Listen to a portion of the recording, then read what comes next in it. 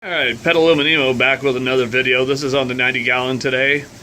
So today is April 23rd, 2018. And thought I'd shoot the video of the 90 today. Came in today and just out of the blue realized that my rose tip had split apart. I mean, not surprising, but haven't noticed it until today, and I saw something moving behind the left side, up the left top back. I saw some things moving around from my desk, which I'm standing by, which is about 5 feet away. And I know, what a shame, huh, to look at that every day. What a bummer, right? Yeah, right. Gotta love it. Anyway, very proud of this tank. It's done really well. And the purpose of the video, besides seeing my lovely tank on video, is the rose tip split off, and I'm going to get a little bit closer. We're going to walk towards the tank here in a second.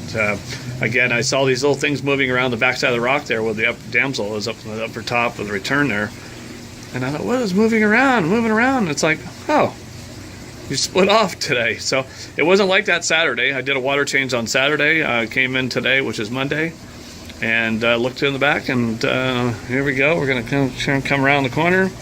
Boom, bam, boom, and there we go. And it looks like, the way I'm seeing it, I got two of them there.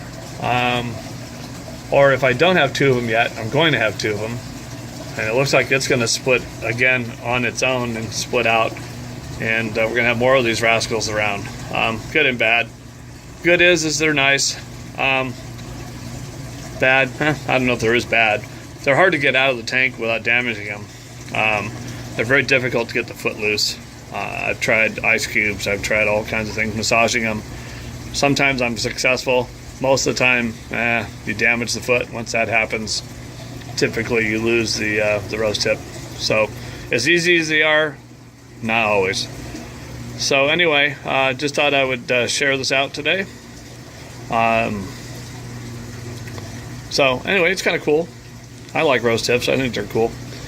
They kind of take over the tank sometimes, but I've been a fan of the rose tips. So it'd be kind of nice to have different color ones. You can get the green ones, and tan ones, kind of boring if you get tan. I think they have the long tentacle type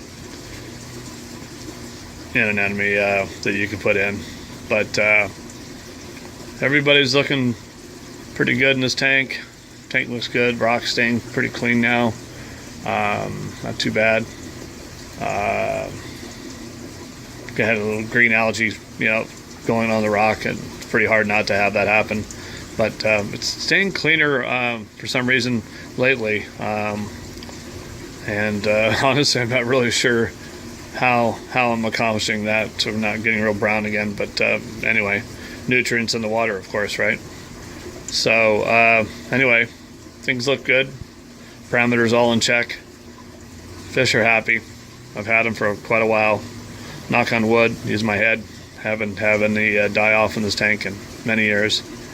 And I haven't added anything neither. I'm kind of afraid to add anything to it. Because in my 135 build, which is right besides me here, which we'll have much more videos out on that soon, because we had a really bad marine velvet hit the tank and wiped out my fish, and unfortunately they were all new.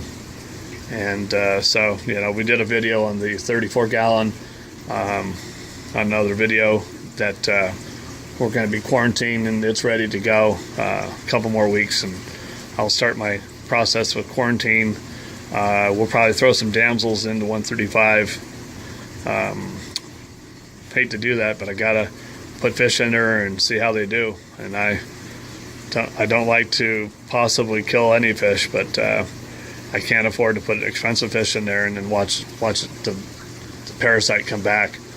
So that tank's been sitting for about 4 weeks now, so it'll be 5-6 weeks, and we'll probably start with the damsels, 4 or 5, maybe 6 of them, and see how they do in the tank. In the meantime, my quarantine tank will get started, because that's a 3 or 4 week process before I feel comfortable about putting them back into the 35, even though maybe all we'll have is the damsels.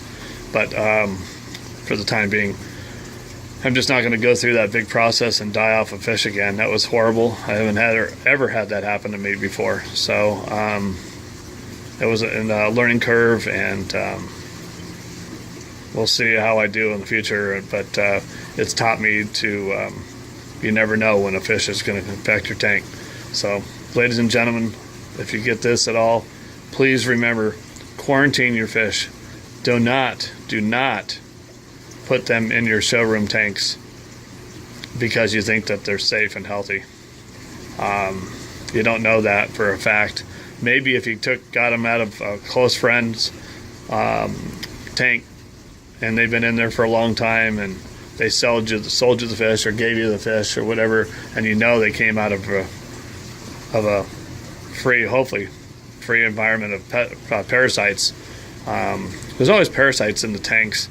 We can't help that, but we just hope that your fish stay healthy, and when the parasite does get on them, they can't live. And you can get certain rasp and things like that, cleaner shrimp, and you can get all kinds of things that sometimes that will help pick off the parasites from the fish. But it's always in the tanks. It's one thing that even though the fish seem healthy, it's in the tanks. It's just keeping your fish healthy for the first and foremost. Having good nutrition, good water changes, good parameters, lighting's important. That you do all those things to keep everything in check. And if that's the case, then you're going to have a happy life with your fish, and enjoy them for a long time to come. Anyway, that's it for now. But I just wanted to show that the roses split off today. I thought it was just a little bit smaller than normal over there, but yet it's still a pretty big one, and it fills up that big crevice hole in there, which is great. The clowns love it. Hopefully they'll stay in the front, that they won't go hide out in the back ones. They probably don't even know it's there. They enjoy the big one so much, it's kind of like a waterbed for them. So anyway, on that note, we're going to sign off here. This is Petaluma Nemo with another video of a 90-gallon saltwater fish tank. Peace.